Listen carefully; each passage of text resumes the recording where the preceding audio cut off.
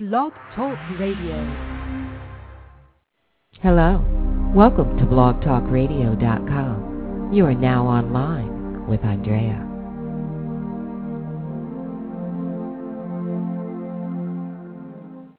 Tonight, our program features a very heart-wrenching story about a young man's heroic efforts to aid two fallen Charlotte, North Carolina police officers, Officer Jeff Shelton and Officer Sean Clark, who were both shot down in the line of duty.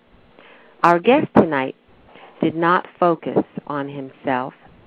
Instead, he focused his energy on trying to reach out to help, to give comfort to two other human beings who were badly wounded, two heroes who were down and suffering. Yet, it was the destiny for these two hero police officers to meet another hero that night before leaving this physical earth. Our guest tonight was caring and compassionate. Our guest tonight is a hero, here to share and to tell his story. Our guest tonight is Stephen McMickens. Welcome, Stephen. Thank you for being here. How are you? I'm doing okay. How are you? I'm okay. And how was your day today? It was okay. Just give us some background about your life before that night in April, where you grew up, et cetera, et cetera. Well, I grew up in a neighborhood, known as the Hood, in this area. Seen a lot of people killed. A lot of blood shed, drugs, violence. I mean, it was really hard. And, I used to see a therapist since I was, 5 because I've seen so much stuff happen in my life. But, God has kept me. What was the earliest time in your life that you recall seeing violence, the age? 5, 6. Wow. What did you see? We used to have to hide in the bathroom, bullets coming through the windows and stuff, people shooting at each other. Or we playing outside and gang members would run out. They'd be like, get in the house, and boom, boom, boom, bullets flying over our head and stuff. And this was in Charlotte, North Carolina? Yes, ma'am. Could you share with us the events that happened that night in, I guess it was actually late in the evening on March 31st going into actually April 1st, correct? Yes, ma'am. If you would please share with us those events. We got a call, and my mom, she took off running from the back or whatever. I'm like, Mom, what's going on? What's going on? She was like, I don't know. She said, go check on Terry. I see a whole bunch of people down there. And she heard gunshots. So I was like, oh, God. So we just took off running outside or whatever. And I ran down there. I seen 75 people standing around crying and screaming. I'm like, what's going on? What's going on? People couldn't even get it out. And I walked up and I looked down. And that's when I seen the two officers laying there. I'm like, what? Am I dreaming? I'm looking around like, what? And then I seen my friend, Paul. He looked at me. I'm like, bro, what's going on? He was like, man, they dead. I'm like, what you talking about? And I looked at him because the two officers were actually, holding each other. And I'm looking at my friend, I'm like, how did they end up like that? He was like, man, he crawled to his partner. I'm like, what? He was like, yes, he crawled. I didn't believe him, so I walked up a little bit. And when I looked, I could see the gunshots went to the head. And that's when I was like, oh, my God, they got shot.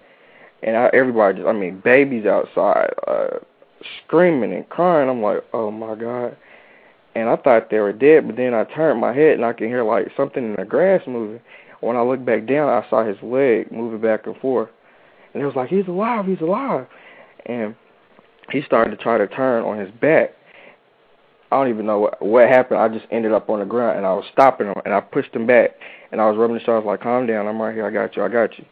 I know he was doing that to show us he was alive, but I was already down there, everybody screaming, man, what is you doing? What is your problem? When the police get here, it's going to be, it's going to be crazy. And I'm like, oh, dang, I didn't even think about that. But I just stayed right there with him.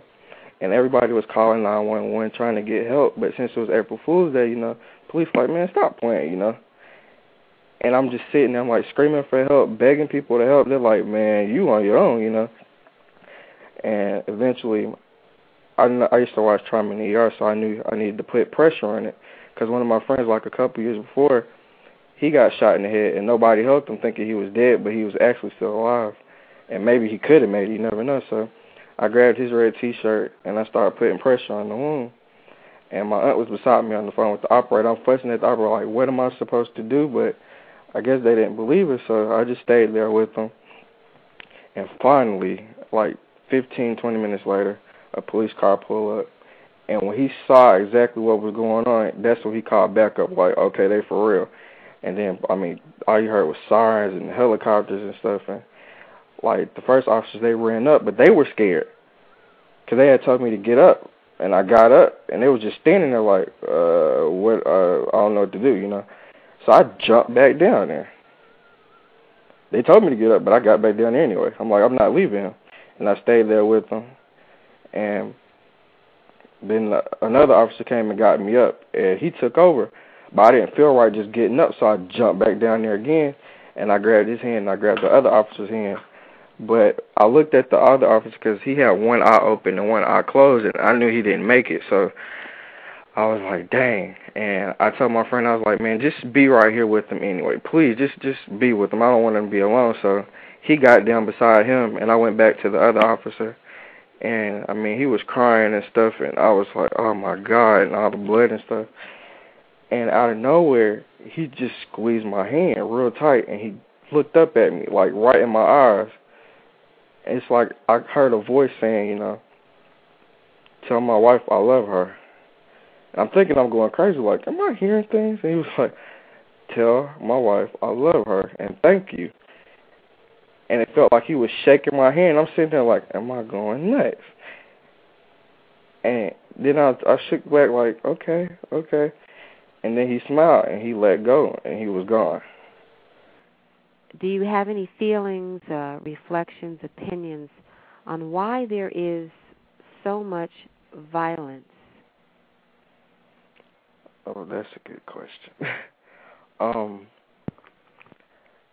Being that I've lived around it, it's an addiction.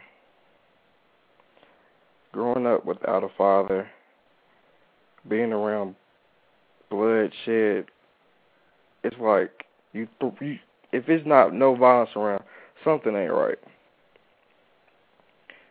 And like I was saying, you become afraid to love anybody, afraid to show compassion because you think you'll get taken out. So, and then you get to a point, I'm tired of hurting, I'm tired of pain. It's either I'm going to kill myself or I'm going to show these people my pain, let them feel it. So they take their pain out on everybody else. Instead of running to love, they run away from it. Many people really don't realize God is love. You love if you don't love God. And I had to learn that myself. So what do you think is the best way to stop violence? Love.